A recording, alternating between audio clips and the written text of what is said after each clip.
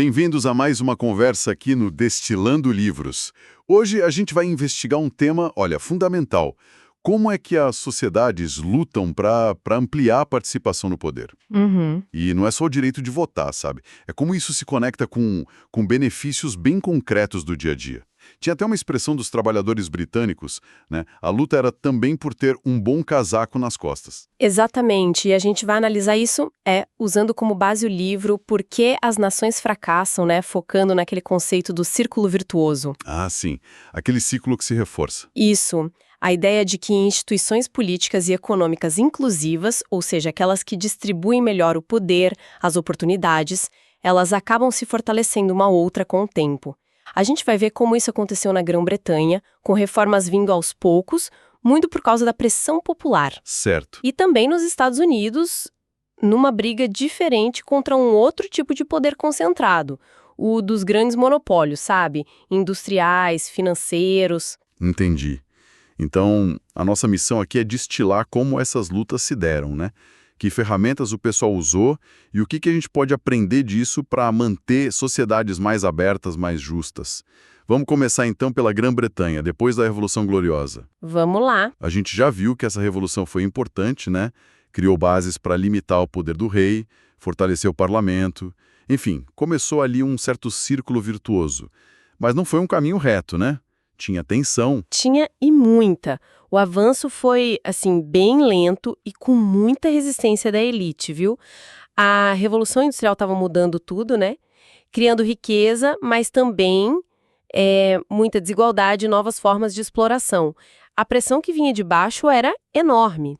Aí você teve movimentos como os luditas, lá no começo do século XIX. Ficaram famosos porque quebravam máquinas, né? Eles viam as máquinas como uma ameaça para o trabalho deles. Ah, sim. Um símbolo do descontentamento. Exato. Era um sintoma claro, sabe? Daquela sensação de que a mudança econômica beneficiava só alguns e prejudicava a maioria. E esse tipo de agitação, claro, dava medo na elite. E esse medo, essa tensão toda, às vezes explodia feio. O massacre de Peterloo, em 1819, é um exemplo bem chocante disso, né? Nossa, Peterloo é marcante. Tente imaginar a cena. Umas 60 mil pessoas, homens, mulheres, crianças, reunidas lá em Manchester, pacíficas, com faixas pedindo sufrágio universal, voto secreto. Coisas assim. Basicamente queriam ter voz, né? Exato. Queriam participar das decisões. E a resposta? Mandaram a cavalaria para cima da multidão. Dezenas de mortos, centenas de feridos. Foi uma coisa brutal. Deixou muito claro o tamanho do abismo entre o que o povo queria e a teimosia de quem mandava. Mas o interessante, e o livro destaca bem isso, é a reação da elite britânica a longo prazo.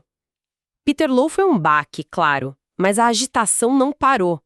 A elite começou a sacar que talvez só reprimir não ia dar certo para sempre.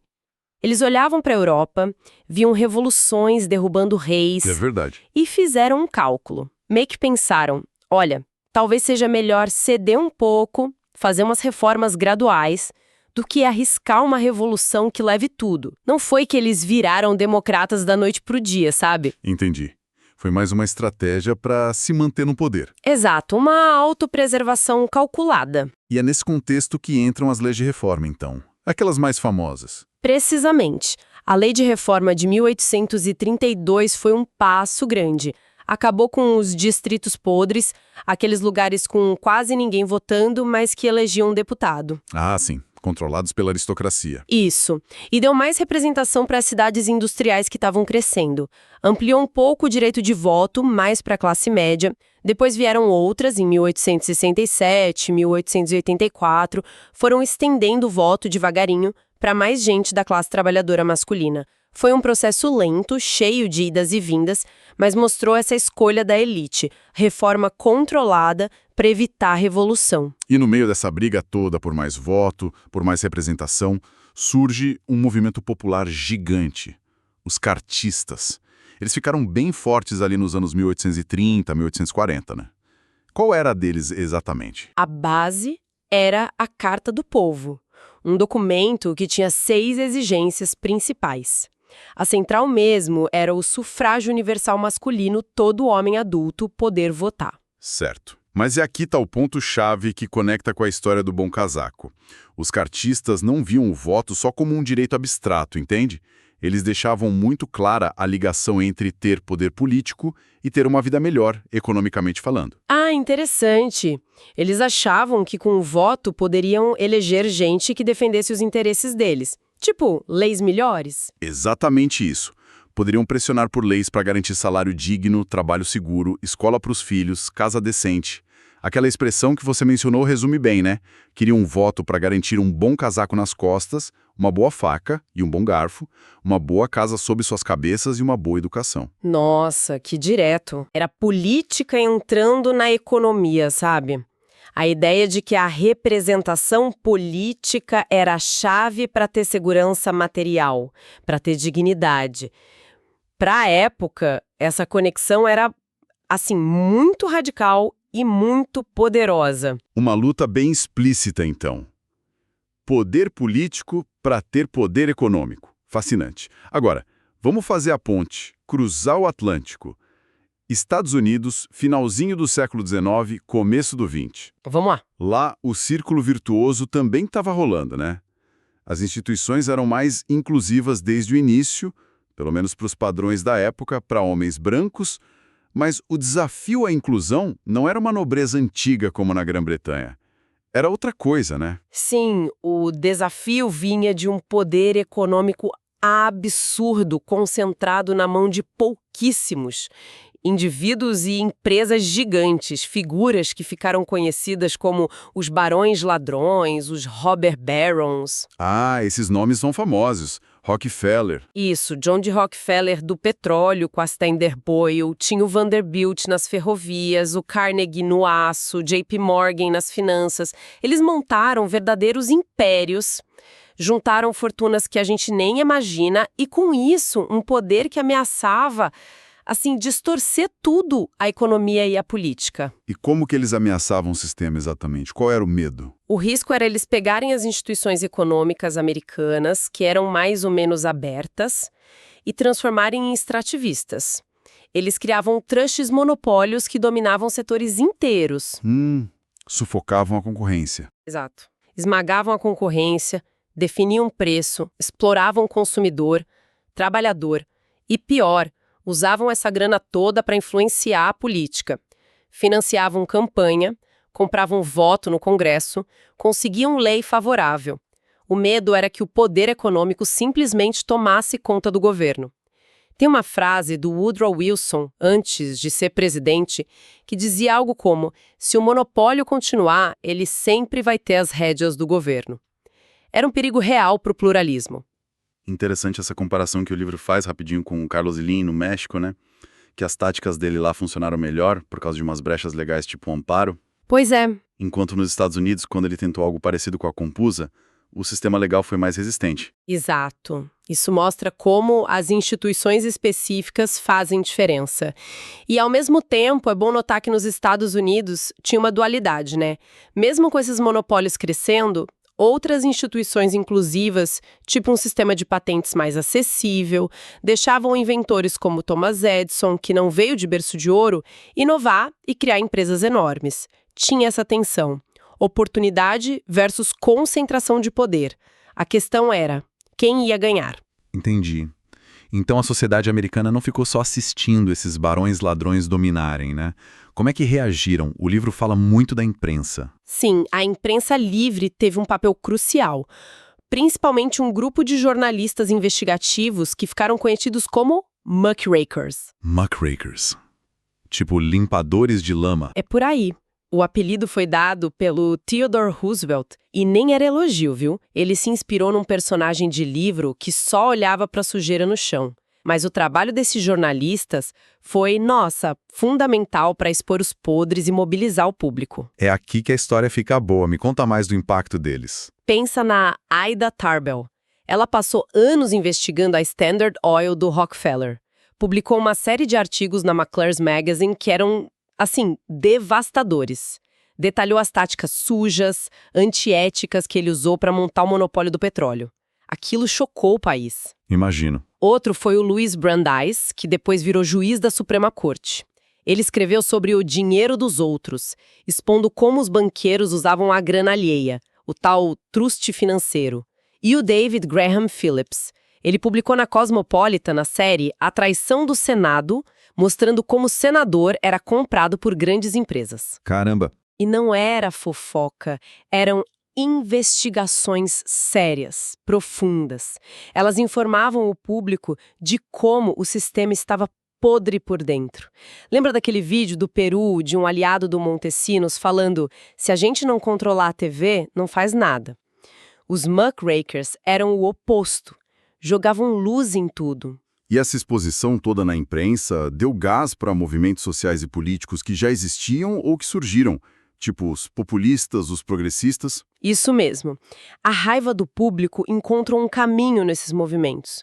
Os Grangers, por exemplo, começaram como associações de fazendeiros, se organizando contra as tarifas abusivas das ferrovias, dos donos de armazéns, que eles viam como exploradores. Entendi. Eles se juntaram para lutar. O ponto-chave é como eles lutaram. Usaram as ferramentas que o pluralismo político americano já oferecia. O voto, a liberdade de falar, de se associar, de criar partidos novos como o Partido Populista, que foi bem votado nos anos 1890, ou de pressionar os partidos que já existiam. Democratas e republicanos tiveram que ouvir. Ou seja, usaram as instituições políticas inclusivas para defender as instituições econômicas inclusivas da ameaça dos monopólios. E essa combinação toda, pressão do povo, mobilização política, imprensa expondo, deu resultado concreto? Saíram leis, ações? Deu sim. Os políticos sentiram a pressão e tiveram que agir. O Sherman Antitrust Act saiu já em 1890, mas no começo não foi muito usado.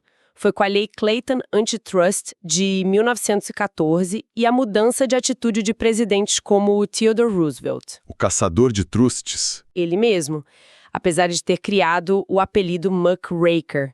E também o Taft e o Woodrow Wilson.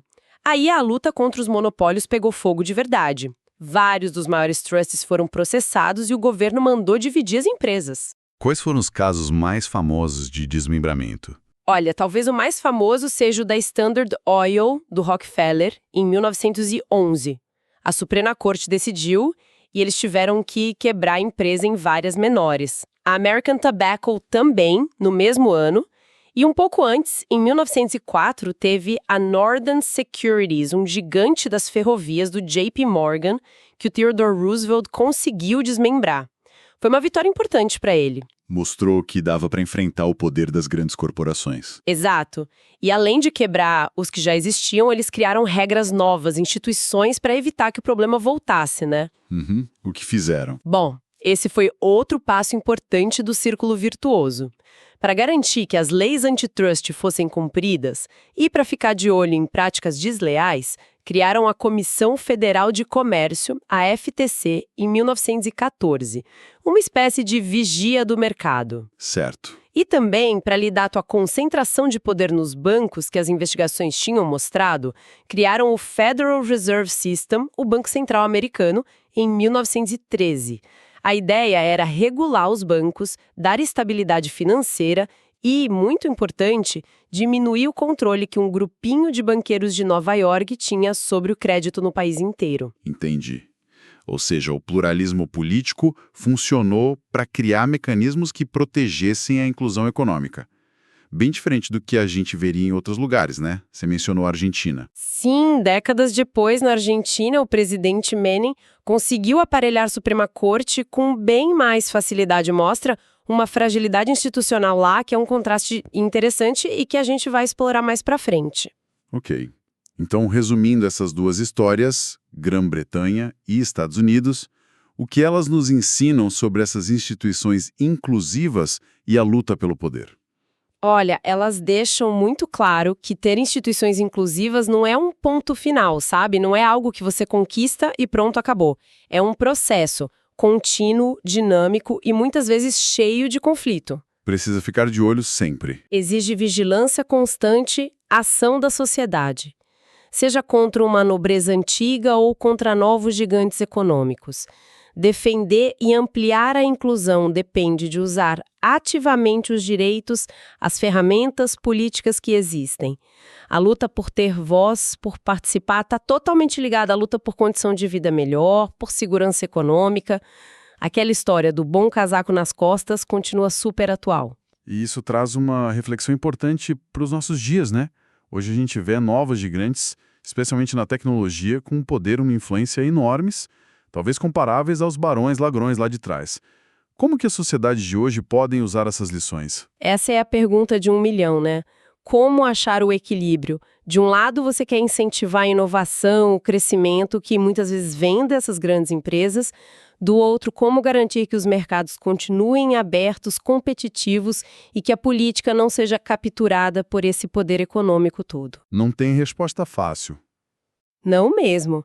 Mas a história parece indicar que cidadão atento, imprensa livre e usar as ferramentas da democracia são ingredientes essenciais nessa receita. É algo para a gente pensar bastante. E falando em equilíbrio de poder, em resistência das instituições, nossa próxima análise vai direto num confronto bem dentro do sistema americano. Vamos ver a tentativa do Franklin D. Roosevelt, um presidente superpopular, de controlar a Suprema Corte na época do New Deal. Aquele famoso plano de empacotar a corte. Ah, o Court Packing Plan. Isso. E a resistência surpreendente que ele encontrou no próprio Congresso. Vai ser interessante contrastar isso com a Argentina na mesma época, onde umas manobras parecidas para controlar o judiciário deram certo bem mais facilmente. Um ótimo gancho para o próximo. Com certeza, se essa nossa conversa sobre poder, inclusão e o tal bom casaco despertou seu interesse, considere se inscrever aqui no Destilando Livros. Ative também as notificações para não perder as próximas análises. Até lá!